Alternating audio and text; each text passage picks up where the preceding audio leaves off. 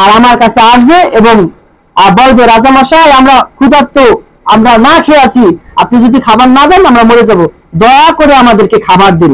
যে এই কথা বলবে তাকে আমি খাবার দেব।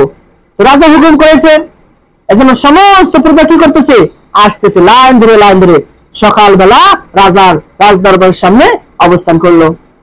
প্রিয় মুসল্লিগণ, এরপরে রাজা চা নিয়ে বসে আছেন, একজন যায় এবং রাজার কাছে গিয়ে মিনতি করে আকুতি করেন, রাজামশাই আপনি খাবার না দিলে আমি মরে যাব, আপনি যদি আমাকে সাহায্য না করেন মরে যাব, দয়া করে আপনি আমাকে খাবার দিন, খাবার খেয়ে বেঁচে থাকে।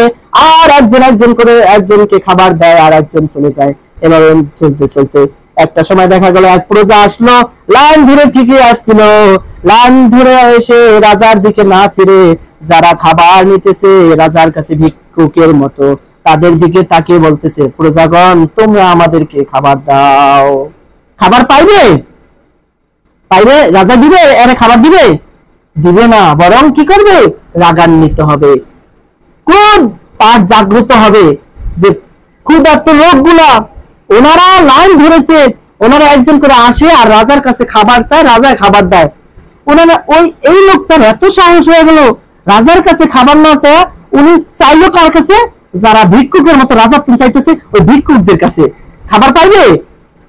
আপনাদের বিবেকে কি বলে, রাজা কি তারে খাবার দিব? না, দিব না, বরং শাস্তি দিব। এবং তাই হলো, তাকে কি করলো, তাকে সৈন্য দ্বারা হুকুম করা হলো, ওকে গর্দান নিয়ে নাও। ওর কি করো, গর্দান নিয়ে না। ওর সাহস কত বড়, ও আমার কাছে সমস্ত প্রজাগণ খাবার চাইতেছে আর এই লোকগুলো হচ্ছে ক্ষুধার্ত লোক, এদেরকে আমি সাহায্য করতেছি, অথচ এই লোক এদের কাছে সাহায্য চায়, আমাকে উপেক্ষা করেছে, এর এই রাজ্যের ভিতর বেঁচে থাকার কোনো সুযোগ নাই। প্রিয় মুসলিমগণ, সামান্য যদি একজন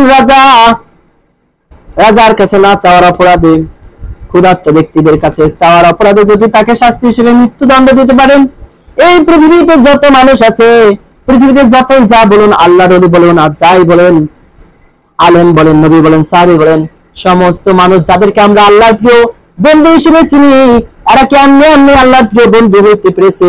না, এমনি হতে পারে নাই। আল্লাহর ইবাদত বন্দেগী করেছে, মানুষের সাথে সুন্দর ব্যবহার করেছে, আল্লাহর প্রিয় বান্দায় রূপান্তরিত হয়েছে। এমন করে ওলি দেখাইতে পারবেন যারা ইচ্ছা করে হয়ে গেছে? ইচ্ছা করে হইতে পারে নাই। আল্লাহ সুবহানাহু ওয়া তাআলা তার উপর দয়া করেছেন এবং সে আল্লাহর ইবাদতগুলো ঠিক মতো করছে। এখন এই যে এরা আল্লাহর ওলি হয়েছে, আল্লাহর বন্ধু হয়েছে, ওলি শব্দের অর্থ হচ্ছে বন্ধু, অভিভাবক। এরা যে বন্ধু হয়েছে আল্লাহর, এরা কি এমনি হইতে পারছে? হইতে পারে নাই। প্রিয় মুসলিমগণ, এরা আল্লাহর ইবাদত করার পরে বন্ধু হইতে পেরেছেন। এর জন্য কি করতে হবে আমাদেরকে? এদের কাছে দোয়া চাইতে হবে, ঠিক আছে, কিন্তু আল্লাহ যা দিতে পারে এদের কাছে আমরা তা চাইবো না, বরং এদের কাছে দোয়া নেব, চাইবো কার কাছে? আল্লাহর কাছে। ওই ভিক্ষুক যেমন, এরা হচ্ছে তেমন, এরা দেওয়ার কিছু নাই, এদের কাছে কিচ্ছু নাই। যত বড় বড় মাজার দেখেন, যত পীর আউলিয়া দেখেন, এদের কাছে কিচ্ছু না, আপনাকে দেওয়ার মতো কিচ্ছু নাই। হ্যাঁ, দোয়া করতে পারবে আপনার জন্য, কিন্তু চাইতে হবে কার কাছে? আল্লাহ সুবহানাহু ওয়া তাআলার কাছে। যদি আসার তৌফিক দান করুক, সবাই বলি আমিন। আজকে সূরা ফাতিহার পুরো আয়াতগুলো বলতে পারিনি, বাকি আয়াত ইনশাআল্লাহ আগামী জুমায় আলোচনা করব। আল্লাহ আমাদেরকে সেই পর্যন্ত তৌফিক দান করুক, সবাই বলি আমিন।